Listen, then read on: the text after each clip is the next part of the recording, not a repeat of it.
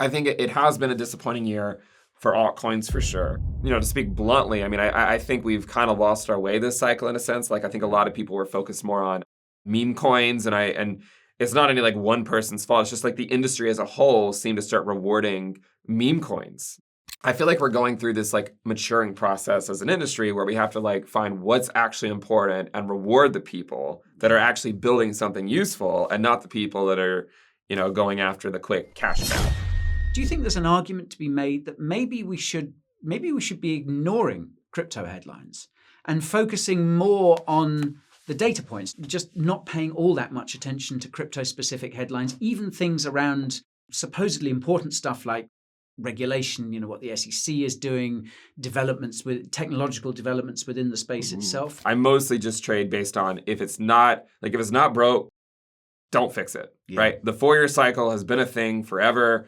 And at some point, it will break. But the reality is it's probably not going to be different more often than not. And so you're better off just assuming that it's more or less the same, accepting the fact that at some point in the future, you will be wrong. It seems like a fool's errand trying to predict exactly when that's going to break. Because in reality, while this cycle feels different, we bottomed at the end of the midterm year, like we always do. Yeah. And we topped in Q4 of the post-halving year, potentially, like we always do. As anyone will tell you, history doesn't repeat, but it does rhyme. Just literally do exactly what would have worked in the cycle before, and you would have been incredibly successful. How do you see 2026 as a whole playing out? And obviously, with all the data that you have at your fingertips. I think there's going to be a counter trend rally probably in early 2026 is what I think. I actually do see a scenario in the not so distant future where altcoins potentially, I know this sounds crazy, they might actually find some lows against Bitcoin.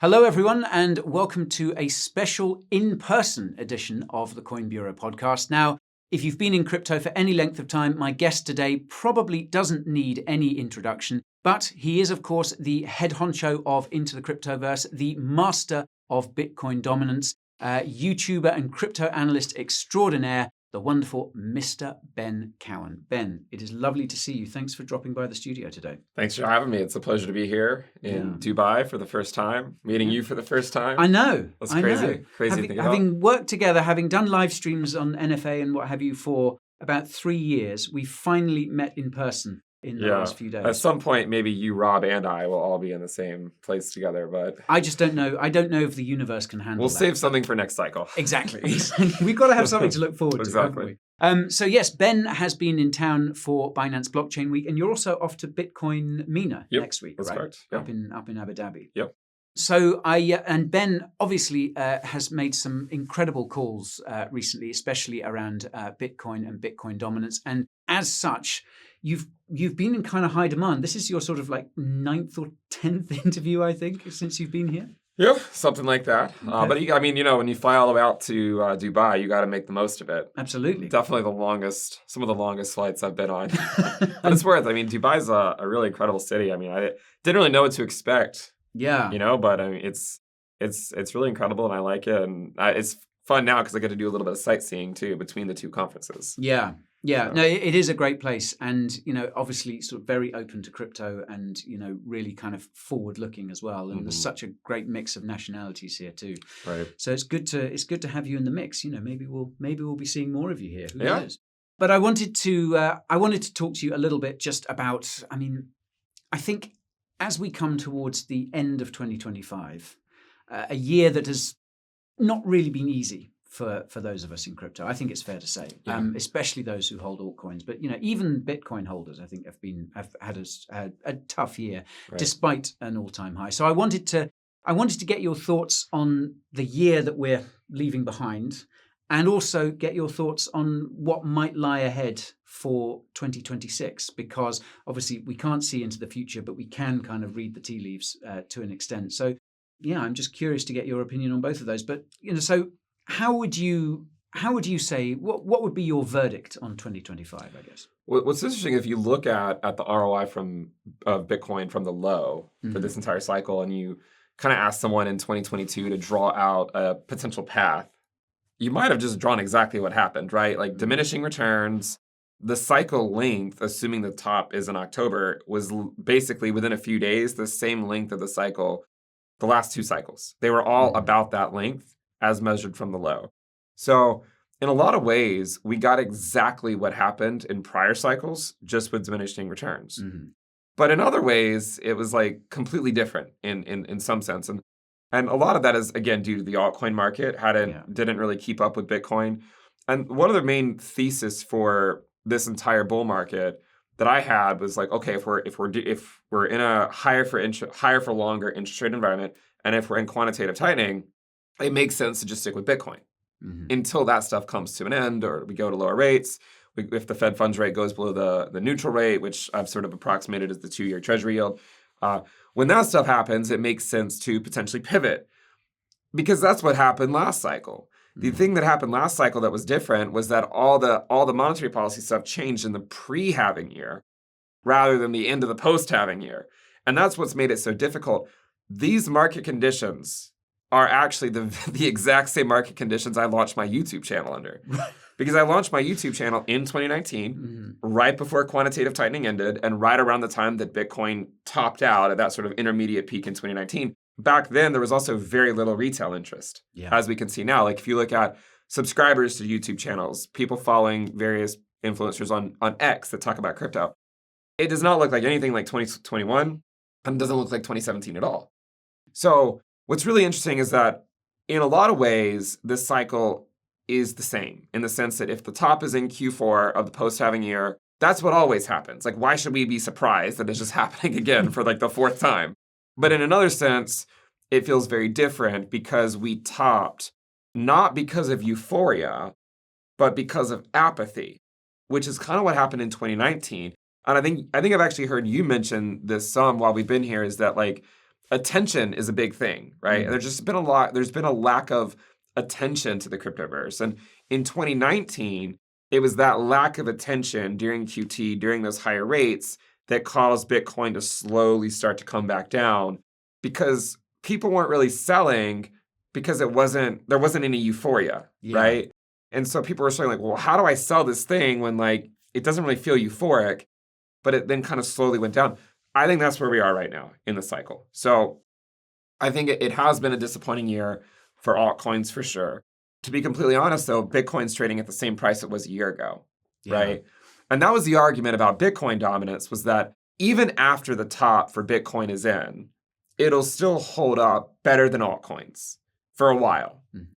And last cycle, what happened is that Bitcoin dominance topped about a month after quantitative tightening ended. And it did so, one of the reasons is the balance sheet of the Federal Reserve didn't even start going up until a few weeks after QT ended, because the last batch of treasuries didn't mature until a few weeks later. So I kind of think we're repeating everything from back then. The main difference is that it's starting to line up, unfortunately, with the midterm year. Now, in 2019, when QT ended, altcoins bottomed against Bitcoin about a month later. So I actually do see a scenario in the not so distant future where altcoins potentially, I know this sounds crazy, they might actually find some lows against Bitcoin that could hold for a while. The problem is that if it plays out like 2019, which is going to be my base case because monetary policy has to sufficiently change for me to change my view, if it plays out like that, you would see Bitcoin dominance fall, but not because of a quote-unquote alt season, but because altcoins already got annihilated in the bull market, so they don't have as much to drop in the bear market. And the same thing, we've seen the same thing happen in plenty of bull markets in the past, where the blue chips of the industry do very, very well. The bear market arrives, and then the micro caps outperform the blue chips, but it's because the micro caps just don't do anything. They don't go anywhere, and it's the blue chips that give a lot back because now they have to drop just like the micro caps did before them. So that's where I kind of think we are. I think we just are in this phase where we're sort of slowly drifting down. I think there's going to be a counter trend rally probably in early 2026 is what I think. And the reason I think that is because I think a lot of the people that are selling now are doing so because they're like, well, cycle's over. Let's just get out. You know, I could see a counter trend rally. Actually, in 2021, we had 3 red months, November, December, January, and then we had a 2-month counter trend rally in February and March. And if December ends up closing red, which it very well might, that's 3 months in a row of red.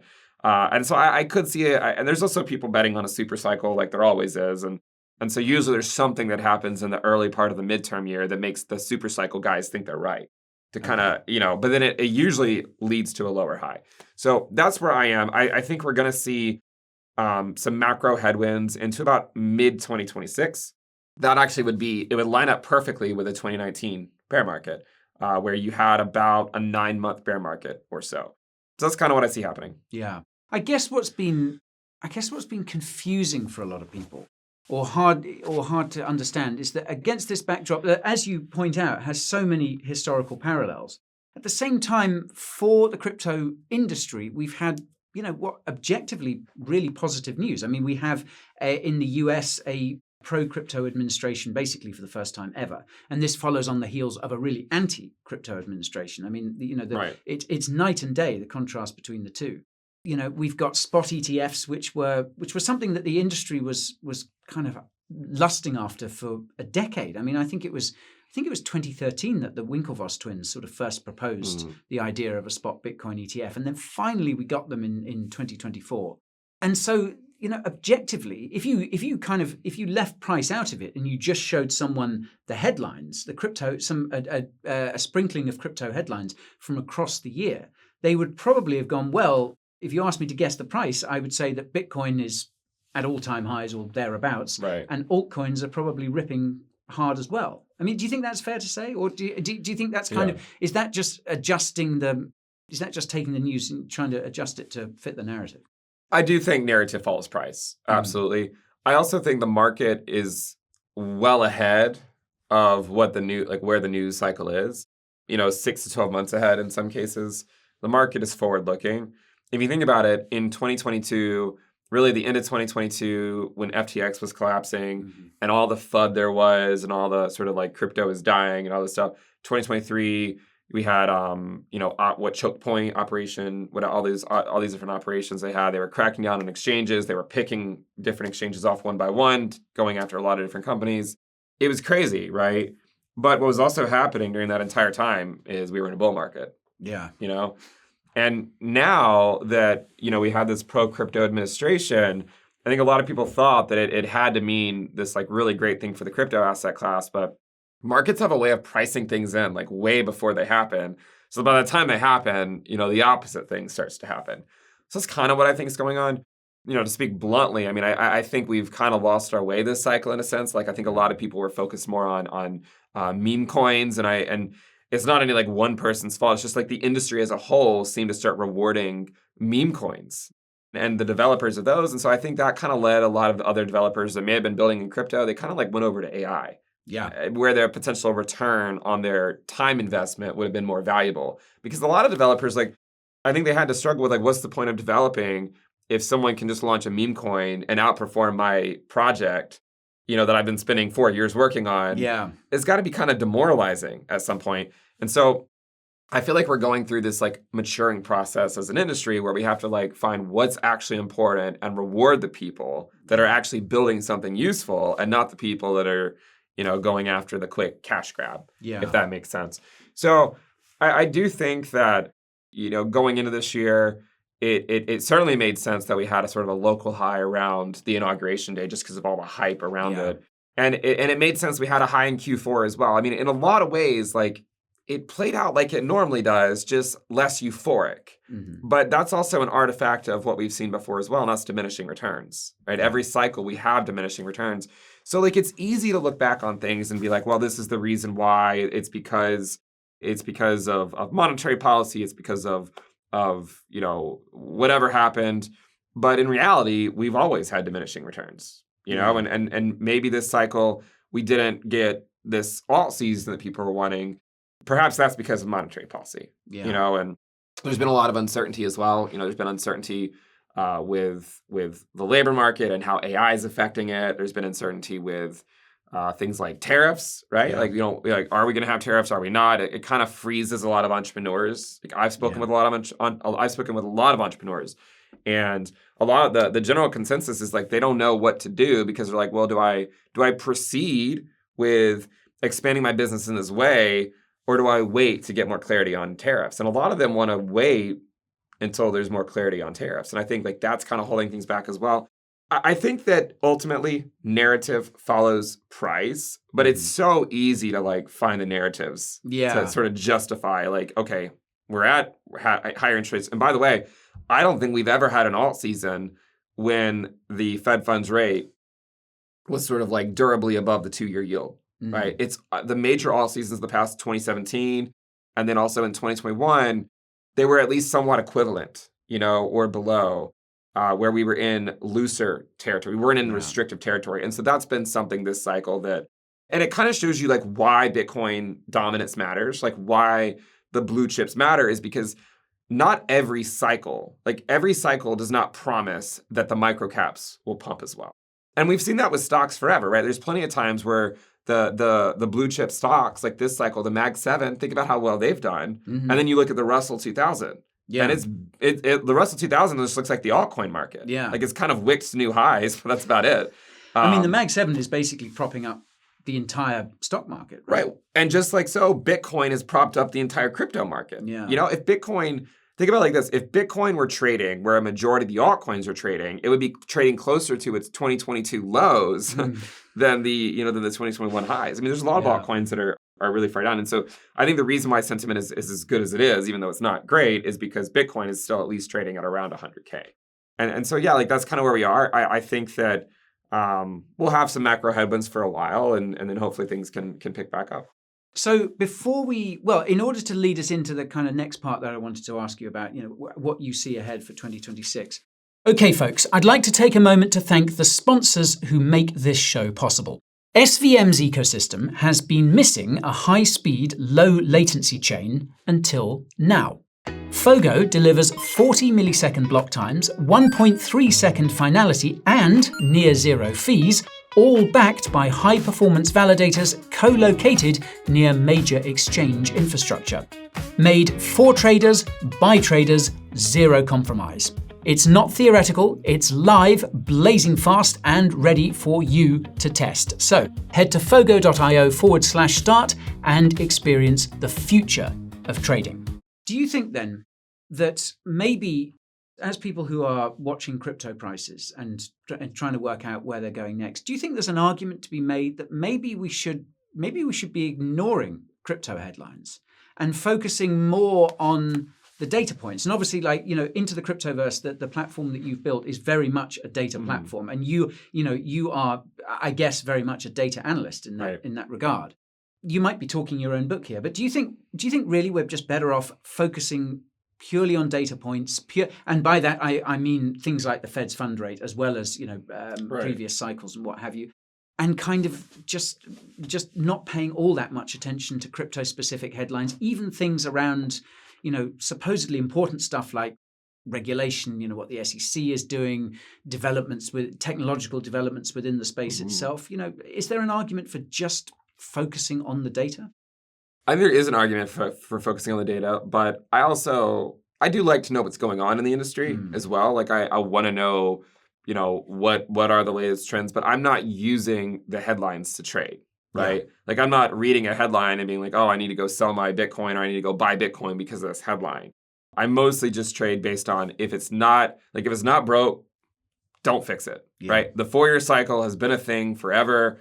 And at some point it will break. At some point it will. And you can actually look towards the stock market for that. The stock market has gone through periods where it operated in 4-year cycles. There was major low by the stock market, I believe, in 1958, 1962, 66, 1970, 1974, 1978, and 1982.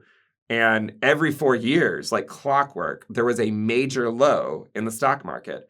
And then 1986 rolled around and there wasn't a drop. And then we went up, and then the big low was in 1987, and the stock market crashed like 35%, essentially like overnight, and it wiped a ton of people out. But I think it's one of those things where we can always bet on it being different, but the reality is it's probably not going to be different more often than not. And so you're better off just assuming that it's more or less the same, accepting the fact that at some point in the future, you will be wrong, right? Yeah. Like following that strategy, the 4-year cycle will eventually break at some point, and when it happens, you'll have to accept that I'm wrong at that point. it seems like a fool's errand trying to predict exactly when that's going to break, because in reality, while this cycle feels different, we bottomed at the end of the midterm year, like we always do, and we topped in Q4 of the post-halving year, potentially, like we always do. Yeah. And so you could argue that if someone ignored the headlines and just bought Bitcoin in Q4 2022, and then sold Bitcoin, if they wanted to, in Q4 2025, they could have ignored everything that happened in between, and they would have made a 7 to 8x on their investment. Yeah. You know, and they didn't have to worry about ETFs. They didn't have to worry about Operation Choke Point. They didn't have to worry about the presidential election. You didn't worry about nothing. Just literally do exactly what would have worked in the cycle before, and you would have been incredibly successful. So you could argue that, hey, maybe that's going to work again.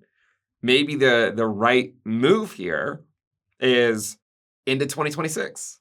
You know, maybe that's the next great opportunity to really get in. But I mean, I do think the hard part with this cycle is that while it did top when it normally does, it wasn't a very euphoric top. And really, when you look at like risk metrics, if you look at like on-chain data, like things like the terminal price, the supply and profit and loss, like if you look at a lot of different metrics, the Pi cycle top indicator, a lot of those things did not trigger this cycle. Yeah. Right. And it looks a lot like 2019 when they did not trigger, because when you top on apathy, the top signal, the top indicators don't fire off. Yeah. You have to top on euphoria. Now, we might get that next cycle. It's not impossible. If it happens next cycle, it might take look like a left translated cycle, or maybe you get like an earlier peak or something. But yeah, I mean, it's really interesting. I do think you can be incredibly successful in crypto without following the news, but I like to somewhat loosely know what's going on, just so when I'm with people in the industry, I'm not completely. There are times they have ETFs. Yeah, there are times where you're like, "What is your opinion on that?" And I'm like, "Sorry, someone's calling me." You know? What particular project? Yeah. I've never heard. Is that an altcoin? Yeah, it's I mean, I think as people who are in the industry and comment on it, it is and just genuinely interested in it. It is kind of good to keep up with what is going on and what people are interested in and talking about. But yeah, I mean, what you say about data, I mean, it's as anyone will tell you, history doesn't repeat, but it does rhyme, and it's, as you say, it kind of feels like it might have rhymed. And we we did, maybe the rhyme was a bit too subtle for us to pick up, but now we're seeing that. You talked earlier about the fact that we might see a bit of a relief bounce in early 2026. Now, I'm not asking you to predict the future here, but how do you see 2026 as a whole playing out? And obviously, with all the data that you have at your fingertips. Yeah. So in most of the bear markets, there's a rally. Not all of them. I think the one in 2014 didn't reach it, but usually there's a rally back up to the 200-day moving average or the 50-week moving average. They tend to kind of correspond to each other when we get the rally back up. Those valuations are still above 100K right now. I don't know where they'll be by the time we rally to them, but they could still be around those levels. It takes a while for the 50-week moving average to change because it's based on the last 50 weeks. And those are both above 100K. So normally what happens is you get your drop from the peak, and then by the third month, which is where we're in right now, you're convincing the final people in that early drop that it's the bear market. Yeah. After 3 months, the people that were going to be convinced are already convinced. You run out of sellers, and then you get that relief rally as the super cycle guys, kind of like they went out in the short term. Yeah. So I think though there will likely be a relief rally back up. Obviously right now I think Bitcoin has gone up the last couple of weeks or so. But I'm not sure that we're in the rally just yet. In 2021, it took 2.5 months for the relief rally to begin. So if that happens this time, it might correspond to like late December, which could also correspond to when the balance sheet starts to go back up by the Fed. So there could be kind of like liquidity is returning, super cycle, like that kind of narrative. And especially with 3 months of selling in a row, it seems like you could have some type of relief bounce. Yeah. On that relief bounce, I think Bitcoin will likely put in a lower high. Because we haven't had a euphoric top, I am open-minded to a new all-time high. And I think because of that, I no matter what, I always hold at least 20 to 30% of my Bitcoin stack. Because I have to accept that no matter how opinionated I am, and even if I got this right and that right, it doesn't mean I'm always going to be right about everything, right? Yeah. So I always keep some in case. But I think the most likely outcome is you have a rally to a lower high by Bitcoin in early 2026. You could have some divergent highs on alts. Like there could be some new all-time highs on some altcoins, just like in 2022. I mean, we saw Luna go to new all-time highs in 2022, and then it collapsed to zero, right? So you can have that. Like you can have some new all-time highs in some of the lower market cap stuff, just because they've been beaten down so much for so long. If there's any sense of, if there's a sniff of liquidity, you could have a few. And even recently we saw Zcash go on a major rally, right? Yeah. So you can still have a few, but I don't think you're going to have like a market-wide alt season, if that makes sense. And the reason for that is if you look at the social interest, in both prior alt seasons in 2017 and 2021, retail interest was trending up the entire year before the alt season happened. But in this cycle, in this year, retail interest has been trending down. Yeah. And the only way you can really get an alt season is if more people are coming into the space. Like if you don't, that the amount of money going into alts continues to reduce. So I see a relief bounce that will probably last a couple of months. Okay. And then I think there'll be another drop kind of in like sometime in like the March, April, May timeframe going into the summer. And if you think last cycle, what's really interesting is that MicroStrategy basically bottomed in May of 2022. I think a lot of people don't remember that. But it wicked below the May low in December, I believe. Okay. But essentially the bottom was formed in May. So there is a chance that if it plays out like the 2019 bear market, there's a chance we bottom maybe by mid 2026. Okay. Which is not necessarily my base case. But if you think about it, like Ethereum bottomed in summer 2022, right? Yeah. It's not impossible for that to happen, especially if more people get on the Bitcoin bandwagon. Like the Bitcoin dominance is more important than all these altcoin stuff. Like it's possible. I think you have to be open-minded to a low though that could be further out as late as like, October 2026, because most bear markets last 1 year.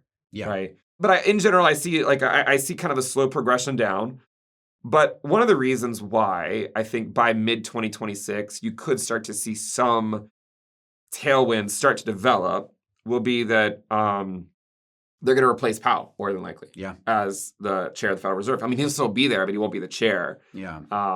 And so when that happens, I'm going to guess what's going to happen is the people that the guy that goes in is going to want to lower rates aggressively. Yeah. Now, this is what actually unfortunately happened in the late 1990s is they lowered rates. And when they lowered rates too aggressively, they reignited the animal spirits in all of us. And there's an animal spirit in all of us that secretly craves that alt season, We all want it to happen, even if we pretend like... It's beaten down, but it's still there. Yeah, everyone wants it to happen.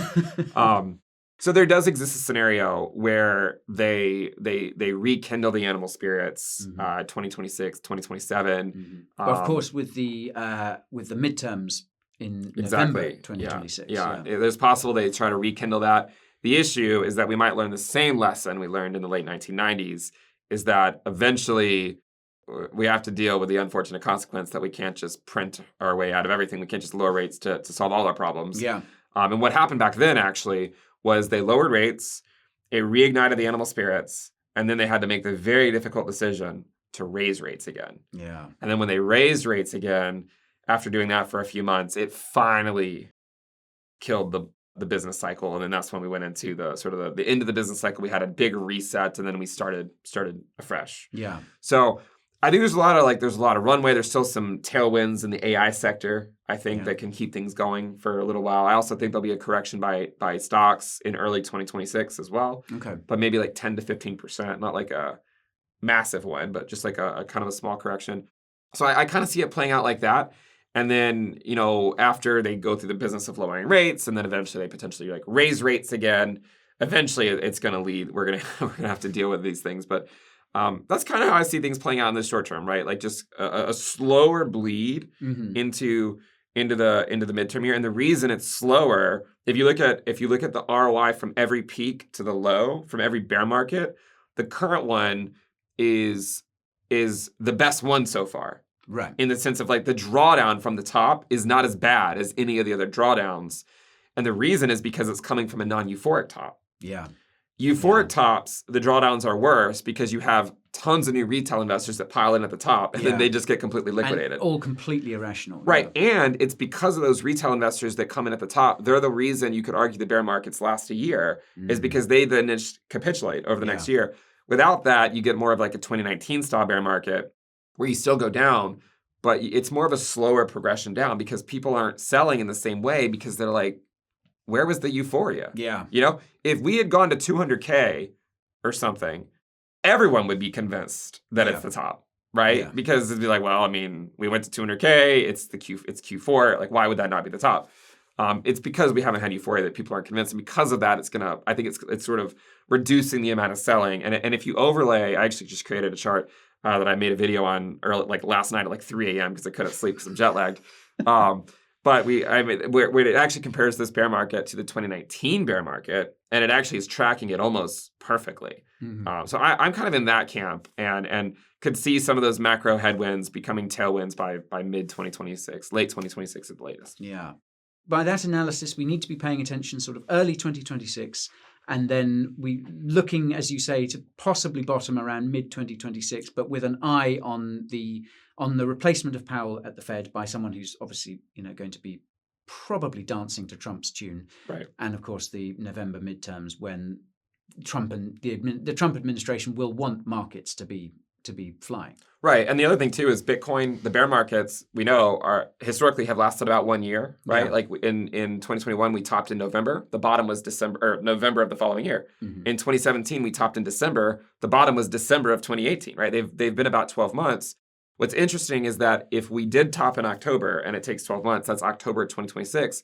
October is normally when the stock market bottoms. Okay. Think back to 2022. Stocks bottomed in October, not November. They bottomed in October. And you could argue that Bitcoin is, I mean, this year it hasn't been as correlated to the stock market because the stock market's going up and Bitcoin's not. But you could argue that because of the ETFs, there's a little bit more of a correlation there to the stock market. And if the stock market were to drop at all in 2026, maybe it would find a low in October like it did in 2022.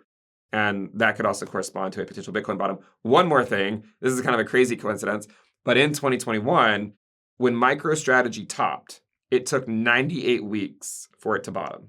Okay? 98 weeks from from MicroStrategy, I believe it's 98, from MicroStrategy top to the bottom, because MicroStrategy topped earlier than Bitcoin in 2021, right? Because the November high for Bitcoin, the higher high for Bitcoin in November was the lower high for MicroStrategy. Just like in 2025, the higher high by Bitcoin in October was a lower high for MicroStrategy. 98 weeks after MicroStrategy's top back in late 2024 is October 2026. Okay. So I think October 2026 for me right now is base case, but I'm open-minded to a bottom a little bit earlier as well. Okay. Before we wrap up, I want to ask you two questions about things that could possibly, possibly not necessarily invalidate what you're saying, but could play in a role. First is all the concerns around AI potentially being in a bubble. This has been something that seems to be weighing on markets a little bit. We talked about the Mag 7 and particularly companies like Nvidia. They are just they're running so hot right now, and obviously AI is the narrative that's driving all that. Do you, as someone who, we've talked about AI quite a lot in NFA. I mean, everyone's kind of talking about it. You've talked about how much, how much adoption it's seeing. You use it, I use it, kind of everyone's using it really. Do you worry at all about a potential crash in that, the fact that this is a bubble that could burst? Or is this something that we have to be aware of, but we can't really allow for? I have mixed feelings about it. There's so many different things you can look at. And the two things that I would say is if you look at the S&P 500 divided by the money supply, and you look at what happened from 1996 until the bubble topped in March 2000, we're tracking it almost perfectly if you look at the pattern. Okay. If we continue to track it, we still have potentially until, say, 2027, 2028 before it all comes crashing down. Okay.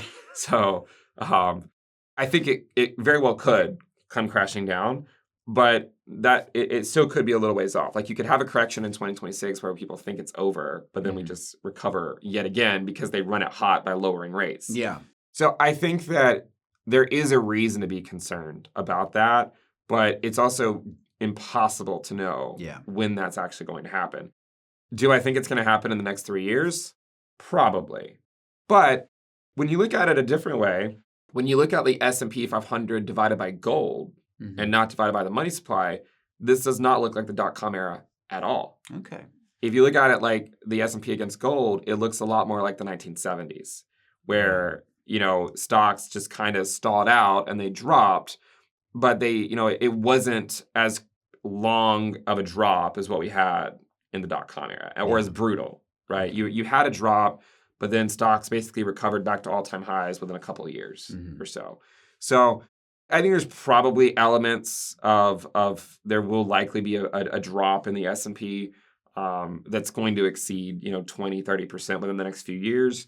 But I'm not necessarily in the camp that it has to be like the dot-com crash where it has to take 3 years to play out. I'm not saying it can't, but again, it depends on what you look at it. Do you denominate it by the money supply? Do you denominate it by gold? How do you look at it? And the other thing too, with AI, that there's a lot of similarities in terms of like the technical part, but with AI, there's a lot of profitable companies that are using AI. So it's not like these companies are not generating any returns. It's not like we're just pretending that we're using this thing but I use AI every single day. Yeah, me too. And one of the things I always do is I buy things that I use myself. Right. So I have a position in Apple because I use Apple products. Yeah. Right. I have a position in Google because I use that a lot. I have a position in Coca-Cola because I like drinking that, I like to buy things that I enjoy myself because I'm like, well, if I like it, then there's probably some other people that like it too. Yeah. I don't like to buy things that I don't necessarily understand. So with AI, I've been generally bullish on a lot of these things that are used, that like Google, like a lot of these different companies that are using it, because I use it too. And if I can understand why it's important, then other people should as well. So I remain bullish on it. The other thing you have to we have to remember with the stock market is that when it does top, and this is what makes me concerned about Bitcoin now, is what you look for in a top is when 6 to 12 months go by and you barely are making new all-time highs. So that's normally the sign of exhaustion. Yeah. And that's what's happening with Bitcoin, right? We've gone a year, price is kind of at the same price. And so that's kind of a sign of exhaustion. And to me, and the sign that we likely need to go down a little bit to find some more buyers. Yeah. And that's kind of what, if people who follow me, I talked a lot about Ethereum going home forever, right? Ethereum couldn't break 4K. And I was just like, guys, just give up, let it go home, and then it'll break 4K. We just need to go down and find the buyers. So I kind of think that's what Bitcoin's doing right now. It needs to go a little bit lower to find those buyers to then try to send it back up. So yeah, I think there's elements of a bubble there, it could be, but in order to be confident about something like that, I think you'd have to wait 6 to 12 months and then look back and be like, all right, the price is the same that it was a year ago, and then you could confidently say it's a bubble or we just need a bear market, we need a correction. But when stocks just keep putting in all-time highs every few weeks, just let it do its thing, right? Don't try to be the hero calling the top, because so many people do that and fail. Yeah. Yeah. And of course, AI, we mentioned attention earlier being such an important, commodity for crypto. And so, AI has all the attention, doesn't it? Everyone is talking about it all the time. You go on any news website, there will be some story about AI. Positive or negative, it doesn't matter. It has mind share. Exactly. And whether it's in a bubble or not, I'm never going to stop using it. Yeah. I will continue to use it as much as I can because it's made my life easier. It made me go from 7th grade PowerPoint presentation thumbnails to thumbnails that actually look somewhat okay. And I use it to, I'll ask it questions. I'll be like, create me a table of showing me what the price of the stock market every single time in history, where the Fed cut rates below the neutral rate, and what was the return over the next month or year. It can generate those tables really fast. Yeah. In 2022, I tried to do the same thing, and it was completely wrong. It was all the tables were wrong, and it was confidently correct. It thought it was right. Yeah. Now it's actually getting a lot better. Yeah. So, and I think one of the reasons for the continued tailwinds is probably because I think there's still improvements to come in the next year or two with AI. I've just started playing around with Gemini 5, the latest one from Google, and it is incredible. Right. The difference between that and ChatGPT for me is really noticeable. Right. And once we stop noticing those changes, that might be when you have a drawdown. But as long as those keep coming, like it's hard to fade it. Yeah. We might all be talking about in a couple of months' time, we might be talking about the next model from Anthropic or OpenAI or whatever. And it might be even better. So it doesn't seem like it's slowing down. Right. So I would say like if in a year the stock market is still trading at the current prices, then maybe we have to be like, all right, like we gotta pay our dues for a little while. But if we keep going up, like what's the point of concerning ourselves too much with it? Yeah.